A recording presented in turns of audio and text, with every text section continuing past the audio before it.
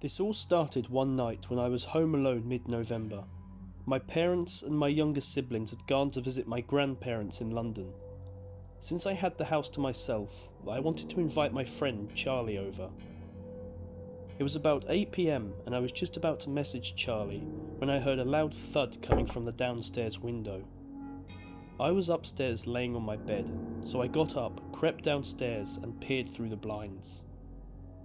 At first, I couldn't see much of anything, but after a while of my eyes adjusting to the inky black darkness outside, I could visibly see a figure standing in the street no more than 20 feet away from my house.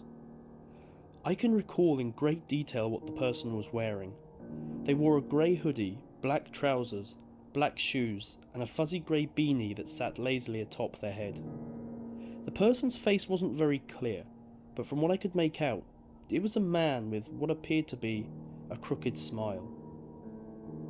I immediately turned, ran upstairs and back into my bedroom where I phoned Charlie.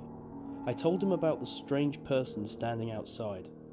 At first, he thought I was playing around. He soon realised I wasn't joking, however, when he heard the tone of my voice.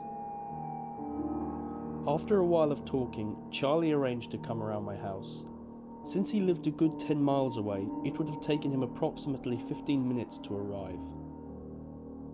Foolishly, I walked back downstairs and towards my living room window. I'm not sure if it was down to fear or curiosity, but I wanted to see if the man was still there. Upon peering through the window blinds for the second time, I could see that the person in the street was still standing in the same position. His face was just as unsettling as it was before. I opened the window and called out, "Hey, is there anything I can do for you?" The person didn't respond. Instead, they just stood there, motionlessly. Feeling more than creeped out, I closed the window, shut the blinds and sat on my couch to watch some TV. About 10 minutes had passed and I heard yet another thud against my living room window. I got up once more and peered cautiously through the blinds. What I saw outside in the street terrified me.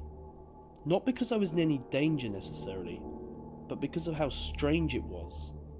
I couldn't fathom out what I was seeing. The man was still standing there, but there was somebody else standing next to him. It didn't take me too long to recognize the other person. It was Charlie. He just stood there and looked vacantly towards my window. I would have guessed that he was looking at me, but something was wrong. Charlie's face looked sunken, almost as if he hadn't slept for an entire week. I was about to open the window and call out to him, but I stopped myself when the unusual man standing next to Charlie began sprinting towards my window. In a panic, I shut the blinds, ran upstairs and shut myself in the bedroom, slamming the door shut.